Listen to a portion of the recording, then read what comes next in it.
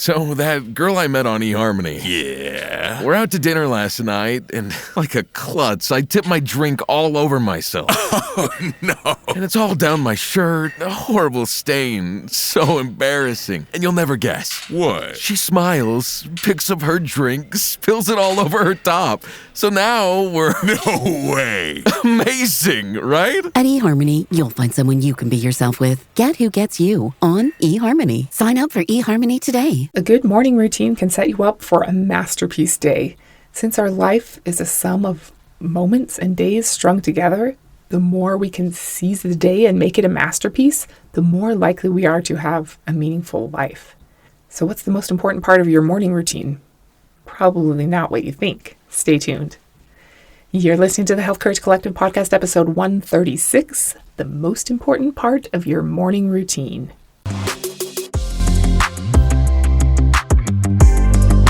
Welcome to the Health Courage Collective podcast, the show for women who are too busy to slog through hours of generalized, inapplicable, and often contradictory health information, but too smart to ignore that a few minutes of focused attention now can prevent years of suffering in the future.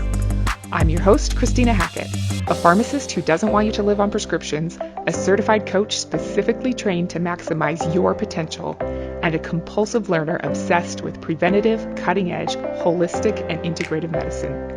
I'm on a mission to increase your physical and mental resilience so you can fearlessly look forward to your next 40-plus limitless years. Your time is now.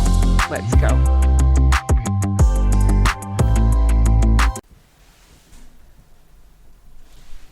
Hi, my friend, and welcome to another episode. How is everything going? I hope you are having a great day. How's your brain energy? I hope it's helpful to you and the ones you love to understand how mental health issues, from tiny ones like our outlook on the day to major ones, are all influenced, if not out and out caused, by impaired mitochondrial function, because it gives us treatment options that can create healing rather than just trying to lessen symptoms. Today, we're going to talk about mastering your morning routine and therefore your day. First, let's chat a little bit about how the ancient Romans set up their days. They divided the day into the time when the sun was up versus the time when the sun was down. Okay, not too groundbreaking. Initially, they divided the sun-up portion of the day into an ante-meridian, before noon, and post-meridian, afternoon, which is where we got AM and PM from. When they wanted to get more precise, they adopted a system from the Egyptians to divide the sun-up time of the day into 12 segments or hours. They used sundials to measure these segments or hours, which were 1/12 of daytime. They would organize their days and meetings and parties and times that the Senate ran according to these hours. The Senate stopped working at the 10th hour because they knew that their productivity tanked after the 10th hour of the day. Sesta Hora was the 6th hour, which was when they would take a little nap.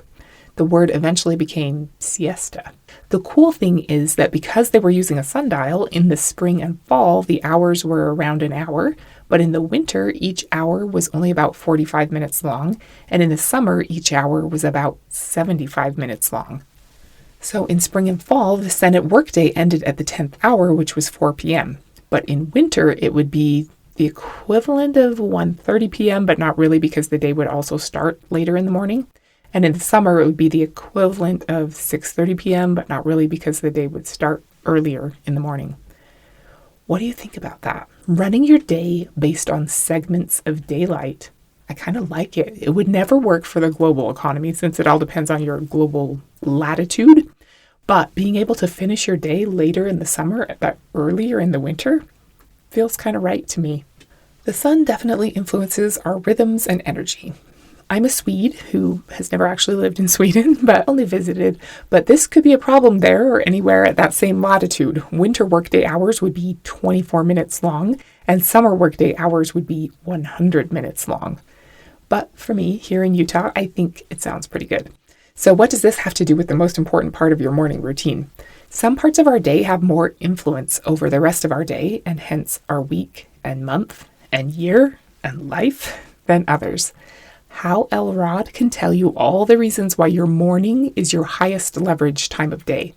First of all, you tend to have more control over your morning than you do once you start letting other people dictate your priorities via email, text, Slack, work tasks, tantrums, whining, lack of preparation on their part, whatever.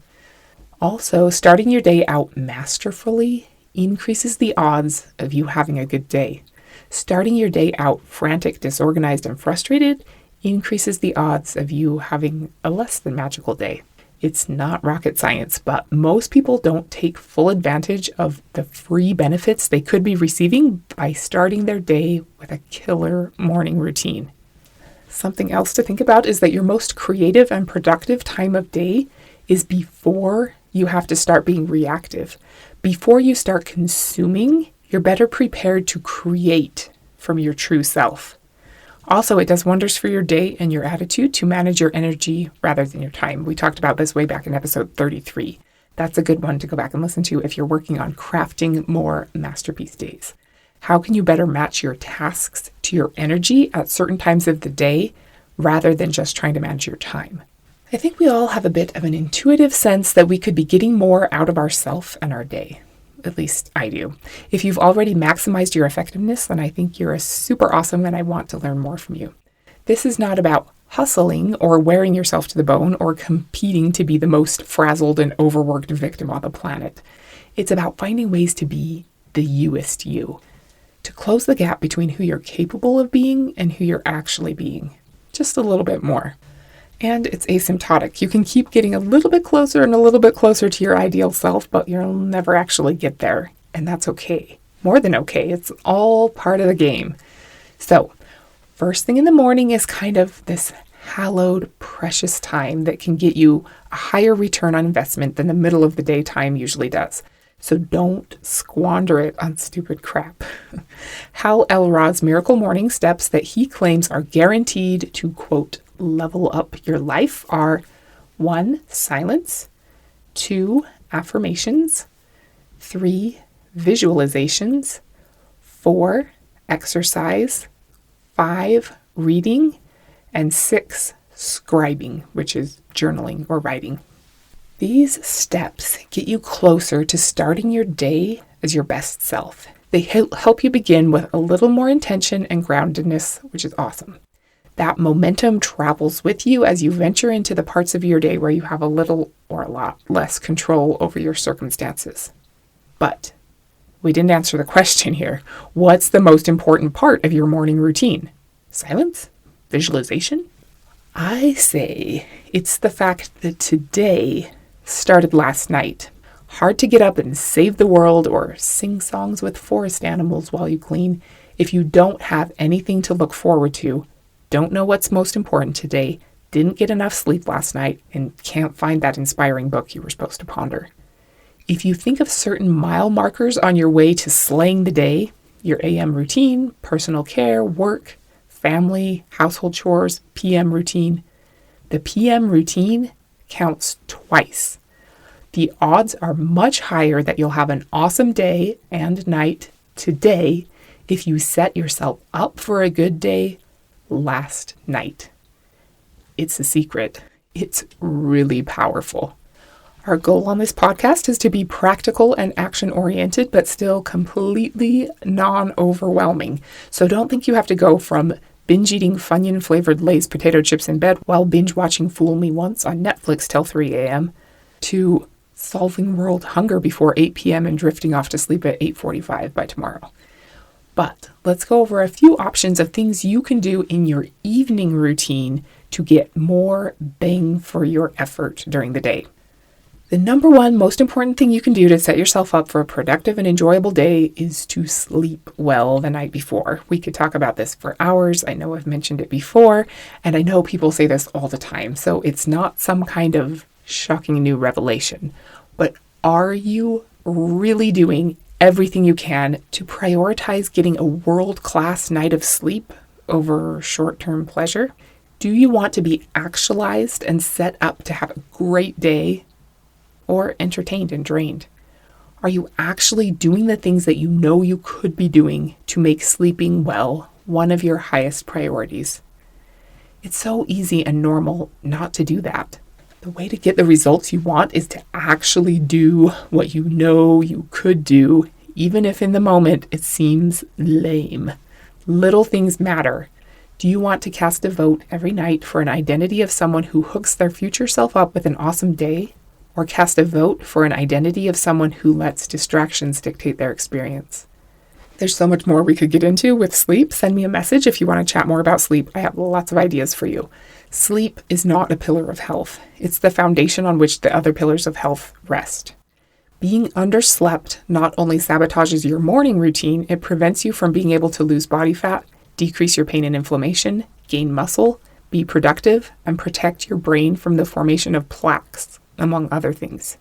Okay, the second way I think you can leverage the power of the night before is to do some kind of after-action review at the end of your day. This is something I've done myself kind of haphazardly for the last 4 years or so. I'll be good at it for a while, like several months, and then sort of drop out of the habit for a few weeks. But I've been really committed to it lately, and I can feel the difference from the consistency. First of all, it's really, really easy. Honestly, it takes a couple of minutes, and the more consistent with it I am, the easier it feels to do. But just the act of kind of closing all of those open loops from the day helps me feel like the day is complete and there's nothing else that needs to be done, which feels so refreshing and relaxing. It's not that there aren't 1,053 other things that I could still do, but that I am now making the call that I've done everything that needs to be done today, and from henceforth, I'm free to just exist without an agenda. So I go through my full focus planner and mark off what got done and forward what still needs to be done to a particular time in the future. That kind of zeroes out my to-do list and makes sure I captured all the ideas of things to be done that just popped into my head without my permission all the time. I found that what works best for me is to always write down tasks that I think of in my planner so that I'm 100% sure I'll see them again.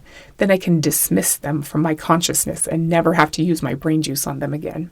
I like to schedule my days in large blocks of time with breaks in between to do smaller tasks. That works for me, and I've always tried to consider matching the tasks I'm putting in those time blocks to my energy at that time of day.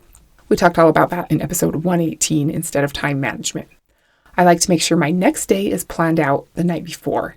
It's usually just 4 big chunks of time or so with a list of small tasks to be done as part of those time blocks or in between them. That works way better for me than trying to schedule every task into each specific minute of the day. Anyhow, so I make a very bare bones plan for tomorrow. Then I like to write down the answers to 3 questions that I got from Brendan Burchard. I think there might have been more to this in his book, High Performance Habits, but this is what it evolved into and became for me. I quickly jot down for tomorrow, 1, what's one thing I can get excited about happening tomorrow? 2, who can I wow or make a positive impact on some way tomorrow? And 3, what is most likely to trip me up from executing my day at a high level tomorrow? And what's my plan to deal with that obstacle? Next, I quickly write down a few bullet points from today, just 1 line each. I listened to this book called Storyworthy by Matthew Dix many years ago, and I don't do exactly what he says, but I write down a little dot for a bullet point and write down 1 line of the most noteworthy or story-worthy thing that happened today, like Quinn got wisdom teeth out today and pulled out pocket knife. That's a real thing that happened. I took him to get his wisdom teeth out a couple of weeks ago, and he was still completely out of it from the anesthesia. We were trying to move him from the dentist chair to the wheelchair, and he pulled out this pocket knife that I didn't even know he had with him. I don't know why he had it with him. I had to take it away from him like he was a toddler with a knife. It was pretty funny. He also doesn't believe me that he Snapchatted a bunch of people with all this gauze in his mouth, but he did. Anyway, so something like that. Then for my next bullet point, I draw a tiny target and write down something that needs work. This is an idea from Lanny Basham, who was a rifle shooter, hence the target. Needs work. Something I could have done better today.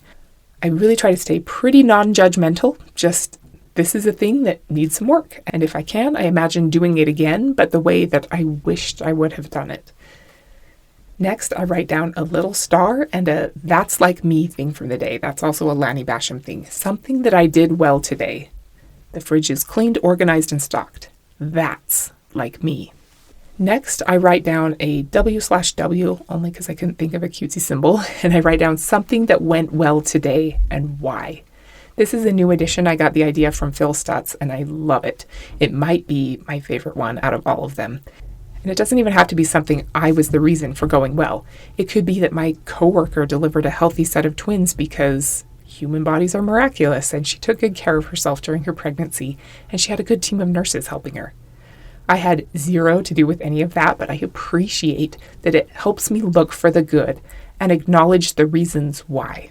A second idea from Phil Stutz that I've also only started in the past 3 months or so is that I draw a little tiny clock which represents my relationship to time. And I write down what I didn't do but could have to use my time today to move my life forward. I'm pretty good at avoiding things, unfortunately, so it's easy for me to see tiny things that I know would make my life better or move me toward my goals that I just didn't use my relationship with time well enough today to get done. Usually because I'm scared, so I'm working on that. I also write down a little heart and write down a few things, as many as just take up one single line, that made me feel good today. It could be things I'm thankful for or just things that make me happy, which I guess are kind of the same thing, essentially. I also like to draw a tiny light bulb and write down something cool I learned today, if I can think of something, or an epiphany or good idea that I got. I don't always have one. I also like to draw a little world and write down an example of something I found to be world class today, just because I'm trying to be world class at what I do, and it helps me recognize all the businesses and people who are already world class. Lastly, I like to write down evidence of a belief I'm trying to instill in myself. This could be anything you're currently working on. Evidence that money is attracted to you, evidence that you eat well, evidence that you're a disciplined person, that people support you, that God is in the details of your life, that you actually do have enough time to get everything done that you need to. Whatever it is, I like that one too. Forcing myself to find evidence. It sometimes feels like when you're forced into a debate and you get assigned to the side that you don't actually agree with and you have to argue for that side. It really is helpful. Something that I haven't started yet, but I've been thinking might be fun to add is to write down a question that I would like to have answered in my dreams that night. I'm not sure what the little bullet point picture for that would be, but I like the idea of being open to receiving answers to questions, just in general or in dreams. So maybe I'll do that in the future. I know that sounds like a lot, but I hope it was helpful for you to get some ideas of how you could maybe use your evening routine to make your tomorrow better. If it feels like it would be beneficial to you to write something down each evening, just start with one thing. One thing is great. I would say pick the what went well today and why, or the that's like me, and write one thing down every day. It can be one word. All right, next we have our third idea. This is for you ladies who have a hard time stopping working and moving on to unadulterated family time or personal time. At the end of your workday, say the magic words out loud: shutdown complete. Knowing you're working toward shutdown complete can help you tie up loose ends and prepare yourself for your workday tomorrow.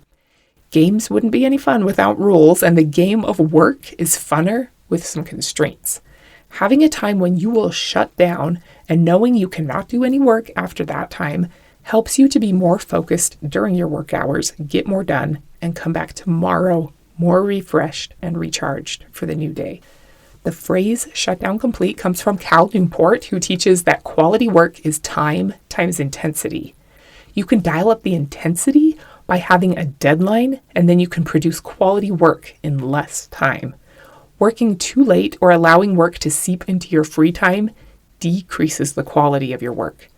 The Roman Senate always shut down at the 10th hour, which was 4 o'clock p.m., because they knew that good decisions and deep work didn't happen after the 10th hour. Your tomorrow will be better if you don't try to sneak more work in here and there tonight. Schedule a stop time, complete what needs to be done, prep your desk for tomorrow, and speak the words, shutdown complete. Say it with me. Shutdown complete. It feels kind of good, right?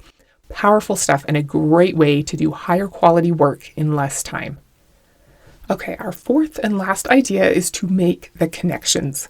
How can you actively connect what you did last night with how your day went today? Look for those patterns and take note of how your morning routine and your day today were influenced by your evening routine last night. Today started last night. If you're feeling energized and focused today, what did you do last night? If you're dragging or scatterbrained, What did you do last night? If you have an Oura Ring or other sleep tracker, notice how you feel on days when you prioritized your sleep versus days when you prioritized being entertained. I guess you can do that without a ring too, but your sleep tracker gives you a sleep score that makes it easy because you can see total time. Like my number one thing I always look at is time spent in bed because that's what I have the most control over. I always try to make it 8 hours and 15 minutes. Did you get a lot done today? Is it related to whether or not you planned your day out last night or whether you did the shutdown complete? Our life is just a series of days strung together. Is it worth it to you to up-level your evening routine to tip the odds in favor of having a masterpiece day tomorrow? Or would you rather continue poisoning your days via your poor nighttime behavior? Your PM routine counts twice. And it really doesn't have to be long. Just a few minutes at night can boost your energy, productivity, and effectiveness exponentially the next day. When will you do your evening routine? You could do it all at the time of your workday shutdown, or you could plan your next day a little bit later. I put my planner on my pillow so I don't forget to do it before I go to sleep. I like to put on my pajamas pretty early, so I usually see my planner and do it before I put on my pajamas, which might be at like 7 or 8 o'clock p.m. My husband and kids make fun of me for that, and I always say, bedtime is approaching. It works great for me, but maybe you could put your face cleanser with your journal so you remember to do it, or put your toothbrush by your calendar, whatever works for you. What benefits do you foresee receiving from gifting yourself a positive evening routine? What obstacles do you foresee to your ideal PM routine? What might get in your way or try to derail your plans? What can you do about it? How might you be able to make it happen anyway? How will you measure the results of your upgraded evenings? Are you going to take note of it the next day when you feel really good? Making the connections between how well your day goes and the fact that this day started last night is one way to come to love your PM routine. Making it a habit also makes it more comfortable. Studies show that we often come to enjoy things just because we repeatedly do them. What else can you do to come to love this most important part of your morning routine? Definitely do what BJ Fogg says to do and celebrate yourself every time you complete your desired behavior. If you're writing in a physical book, close it up with an audible thud that proclaims victory. Or look up at the ceiling and take a deep breath. Whatever feels good to you. Give yourself huge gratitude for prioritizing sleep and going to bed when you told yourself you'd go to bed. It's a huge gift you're giving your future self, so don't take it for granted. Use your increased focus and productivity to take a few minutes for yourself during the day. Notice when you're just feeling good in your body and easily able to concentrate. It comes from the most important part of your morning routine, which was last night. Thank you so much for tuning in today. You are so fantastic. I am so grateful for you. Next week, we're going to talk about the puppet master who controls you and your health and your emotions and cravings without you even knowing about it. Until then, make the connection between today and last night. And don't be normal. Thank you so much for tuning into the Health Courage Collective podcast. I am truly honored that you have paid me the enormous compliment of your time and attention. I would be so grateful if you would share this podcast with someone you know and subscribe so you never miss an episode. This podcast is for entertainment and information purposes only. Statements and views on this podcast are not medical advice. This podcast, including Christina Hackett and producers, disclaim responsibility for any possible adverse events by use of information contained herein. If you think you have a medical problem, consult a licensed physician.